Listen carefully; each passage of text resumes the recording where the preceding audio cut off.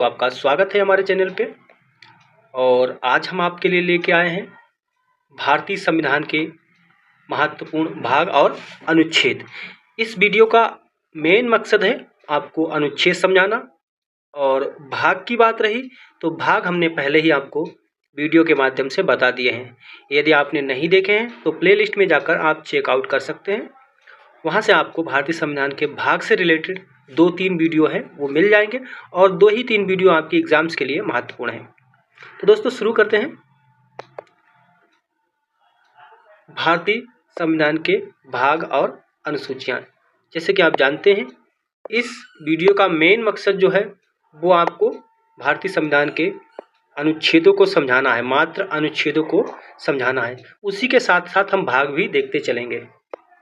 तो पहला हमारा भाग है वो है संघ और उसके क्षेत्र। महत्वपूर्ण अनुच्छेद कौन कौन से हैं वो भी हम इसी वीडियो के इसी जो है भाग के पार्ट में ही देखते चलेंगे। अनुच्छेद 1। अनुच्छेद 1 में किस चीज़ का वर्णन किया गया है? इसमें किया गया संघ और संघ का नाम और क्षेत्र का वर्णन किया गया है। संघ का नाम और क्षेत्र का। भाग 3 जो इम्पोर्टेंट है वही दिखा रहे हैं दोस्तों। इसके अलावा बहुत सारे हैं, मगर जो एग्जाम्स में पूछे जाते हैं वो आपके लिए इम्पोर्टेंट है दोस्तों। भाग 3 कहता है नए राज्यों का गठन तथा विद्यमान राज्यों के क्षेत्रों, सीमाओं एवं नामों में परिवर्तन। नए राज्यों का गठन तथा विद्यमान राज्यों के क्षेत्रों, सीमाओं एवं नामों में परिवर्तन। जैसे दोस्तों तेलंगाना राज्य बना है तो वो अनुच्छेद 3 के अंतर्गत ही अवधारणा से जो है प्रेरित है। अनुच्छेद 3। उसके बाद आता है भाग 2 नागरिकता। 2 काम हो रहे हैं दोस्तों इसमें, आपके भाग भी कंप्लीट होते चले जा रहे हैं और अनुच्छेद से संबंधित भी जो प्रश्न है वो भी कंप्लीट होते जा रहे हैं। इसमें इम्पोर्टेंट भाग कौन सा है? भाग 10। भाग 10 में कौन सा? नागरिकता के अधिकारों की निरंतरता। अनुच्छेद 10 में इसका वर्णन किया गया है। उसके बाद है अनुच्छेद 11।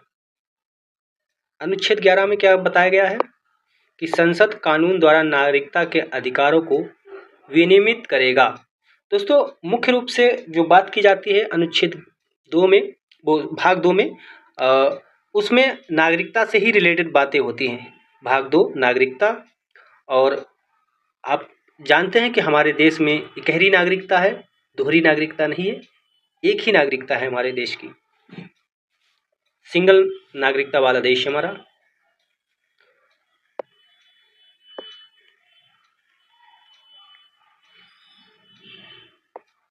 अगला देखते हैं। अगला भाग जो है वो है 3 भाग। भाग 3।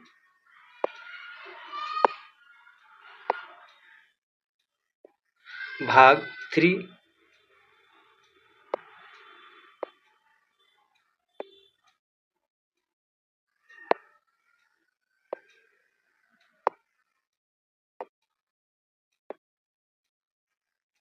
भाग 3 और इसके अंतर्गत मौलिक अधिकार का वर्णन किया गया है। और इसमें हम अनुच्छेदों को देख लेते हैं। तो पहला है अनुच्छेद 13। अनुच्छेद 13 में किस चीज़ का वर्णन किया गया है? मौलिक अधिकारों से असंगत या उनका हनन करने वाले कानून वो अनुच्छेद 13 के अंतर्गत आते हैं। दूसरा है अनुच्छेद 14। इसके अंतर्गत कानून के समक्ष समता। मतलब कोई भी व्यक्ति चाहे किसी समुदाय, जाति, किसी भी उससे वो हो सकता है, मगर वो कानून के समक्ष समान ही है, सबके साथ समान न्याय होगा। अगला है अनुच्छेद 15। अनुच्छेद 15 में दोस्तों किस चीज़ का वर्णन है? धर्म, मूल, जाति, लिंग या जन्म स्थान के आधार पर भेदभाव का प्रतिषेध है, मनाही है। मतलब धर्म, मूल, वंश, जाति, लिंग या जन्म स्थान के आधार पर किसी के साथ भेदभाव नहीं होगा। अगला देखते हैं अनुच्छेद 16।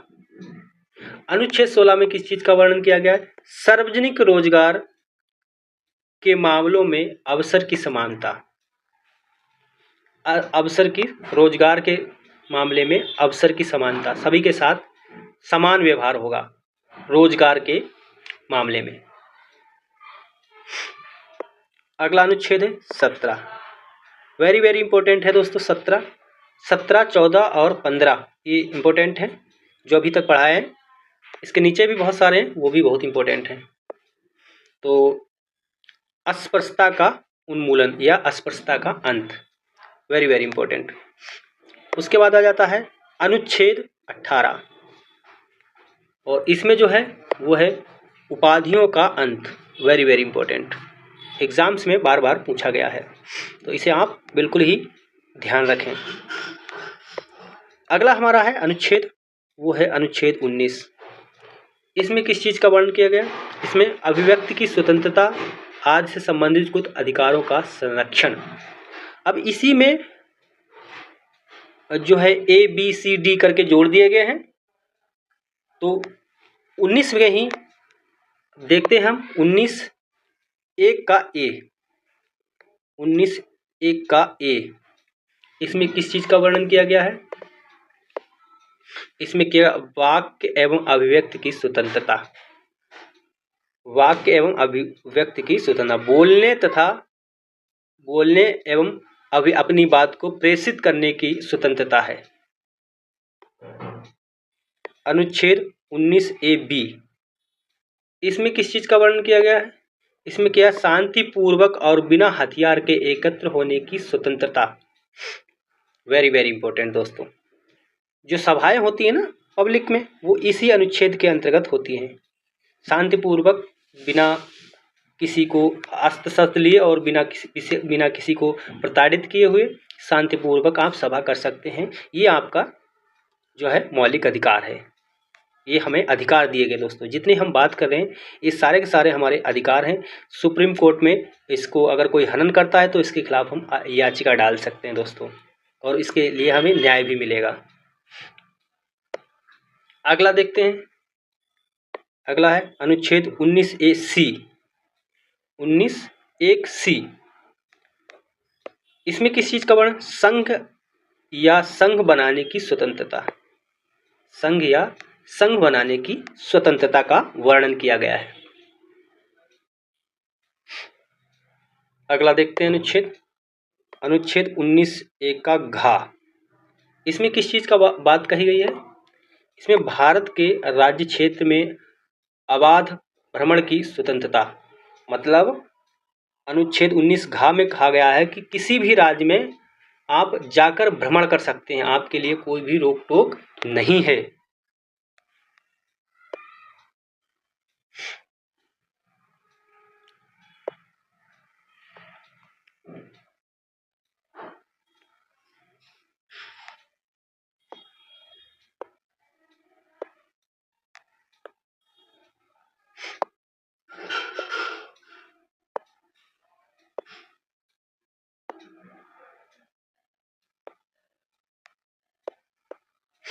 अगला है 19 घ, हमने देख लिया है। अब 19(1)(e) देखेंगे। इसमें किस चीज़ का वर्णन किया गया? इसमें कहा गया भारत के राज्य क्षेत्र के किसी भी भाग में निवास करने और बसने की स्वतंत्रता। तो दोस्तों जैसा कि आप जानते थे, हम लूसेंट की बुक में पढ़ते थे, तब वहाँ पर ये लिख के आता था अपवाद। अपवाद इस बेस पे आता था कि जब धारा 370 नहीं हटी थी, उस समय जो है हम जम्मू कश्मीर में जगह नहीं ले सकते थे, रह नहीं सकते थे। मगर जब से जम्मू कश्मीर में धारा 370 हट गई है, तब अब वहाँ पर ये कानून बहुत ही अच्छी तरीके से लागू हो जाता है और वहाँ भी रह सकते हैं, ले सकते हैं जगह और आराम से रह सकते हैं। तो ये अपवाद था पहले, अब वो खत्म हो चुका है। अगला देखते हैं अनुच्छेद 19(1)(g), इसमें किस चीज़ का बात कही गई है? इसमें कही गई कोई भी पेशा अपनाने या कोई उपजीविका या जीविका उपार्जन व्यापार या कारोबार करने की स्वतंत्रता, मतलब कोई व्यापार कर सकते हो, कोई भी जो है अपने रोजगार, अपना पैसा कुछ भी अपना सकते हो जिससे आपका जीवन अच्छी तरीके से चले, इस बात का वर्णन किया गया है। अगला है अनुच्छेद 21। अनुच्छेद 21 में किस चीज़ का वर्णन किया गया है? अनुच्छेद 21 में कहा गया है जीवन और व्यक्तिगत स्वतंत्रता का संरक्षण। अनुच्छेद 21 में अगला देखते हैं। अगला 21A। 21A में किस चीज़ का वर्णन किया गया है? 21 में क्या? प्रारंभिक शिक्षा का अधिकार। प्रारंभिक शिक्षा का अधिकार, बच्चों के लिए प्रारंभिक शिक्षा सभी के लिए अनिवार्य है, इस चीज़ का वर्णन किया गया। अगला है 23, अनुच्छेद 23। इसमें किस चीज़ का वर्णन किया गया है? इसमें कहा गया मानव तस्करी और बालात श्रम का प्रतिषेध, मतलब मानव तस्करी और बच्चों के साथ बच्चों के द्वारा जो श्रम कराया जाता है उस पर प्रतिबंध है, इसके लिए सख्त कानून है दोस्तों।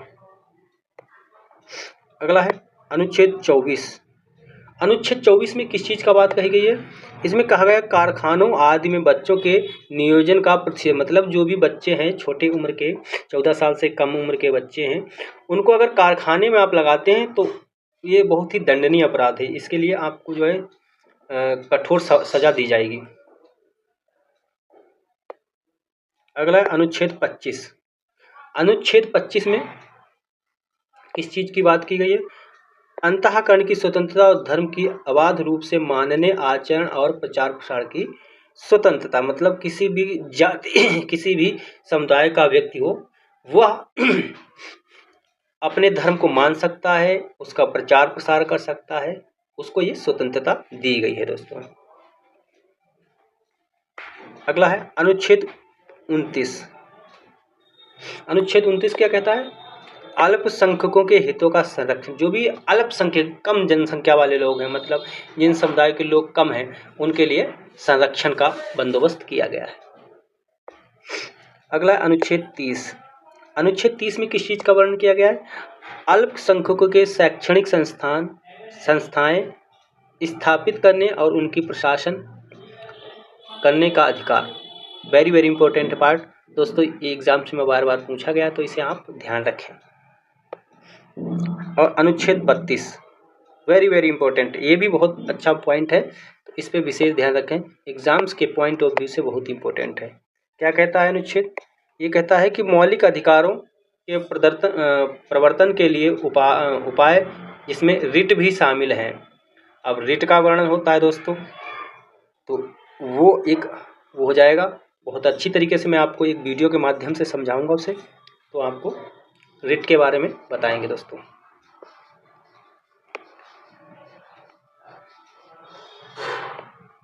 अब भाग 4 की बात करेंगे।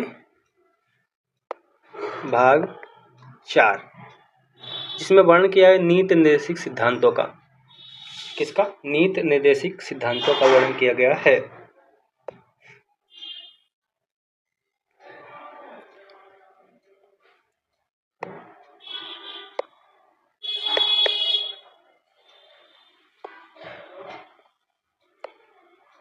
पहला अनुच्छेद हमारा 38। अनुच्छेद 38 इसमें किस चीज़ का वर्णन किया गया है? आइए देखते हैं। इसमें कहा गया अनुच्छेद 38 में राज्य द्वारा लोगों के कल्याण को बढ़ावा देने के लिए सामाजिक व्यवस्था सुनिश्चित करना, ये बात कही गई है इसके अंतर्गत। अनुच्छेद 29A में किस चीज़ की बात कही गई, ये देखते हैं।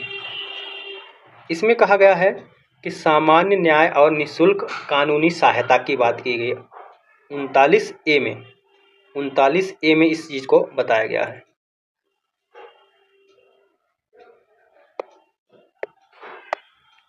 अगला देखते हैं अनुच्छेद 40। अनुच्छेद 40 में ग्राम पंचायतों का गठन के बारे में बताया गया है। अगला है अनुच्छेद 44। अनुच्छेद 44 में नागरिकों के लिए समान नागरिक संहिता का बात कही गई है। समान नागरिक संहिता, मतलब कोई भी नागरिक उसके लिए समान कानून समान नियम रहेंगे। अगला अनुच्छेद है अनुच्छेद 45। अनुच्छेद 45 में किस चीज़ का बात कही गई है?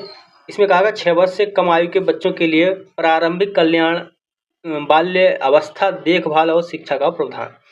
6 वर्ष से कम आयु के जो बच्चे हैं उनका जो है सरकार के माध्यम से देखभाल की जाएगी और उन्हें प्रशिक्षित किया जाएगा। ठीक है, अगला पॉइंट है यह है अनुच्छेद 46। अनुसूचित जातियों, अनुसूचित जनजातियों और अन्य कमजोर वर्गों के शैक्षिक और आर्थिक मदद करना, उन्हें मतलब समृद्ध बनाना है इसका मकसद। और नेक्स्ट पॉइंट है, नेक्स्ट अनुच्छेद है दोस्तों, ये है अनुच्छेद 50। न्यायपालिका का कार्यपालिका से पृथकीकरण। न्यायपालिका का कार्यपालिका से पृथकीकरण का वर्णन किया गया है इसमें। लास्ट हमारा पॉइंट है, क्योंकि वीडियो ज़्यादा लंबा हो जाएगा तो अगला वीडियो हम बनाएंगे अनुच्छेद से संबंधित। इसी हिसाब से आप भाग तथा अनुच्छेद देखते रहेंगे। इसमें बात कही गई अनुच्छेद 51 में अंतर्राष्ट्रीय शांति और सुरक्षा को बढ़ावा देना। तो दोस्तों वीडियो आपको कैसा लगा है? वीडियो अगर आपको अच्छा लगता है, आपको हमारा मेहनत अच्छी लगती है, आपको लगता है कि आपके लिए बहुत अच्छा है, तो आप हमारे चैनल को सब्सक्राइब और लाइक करना ना भूलें। साथ ही साथ दोस्तों को शेयर करें, अपनी तैयारी को अधिक से अधिक मजबूत करें, क्योंकि आप अगर 1-2 बार इस वीडियो को देखेंगे, आपकी नज़र से प्रश्न निकलेगा तो आपके दिमाग में फीड हो जाएगा, आप कभी भी इसे जो है भूलेंगे नहीं और आपको लगेगा कि हाँ ये आपके लिए बहुत ही इंपॉर्टेंट है। तो दोस्तों मिलते हैं नेक्स्ट वीडियो में, तब तक के लिए जय हिंद, जय भारत, वंदे मातरम।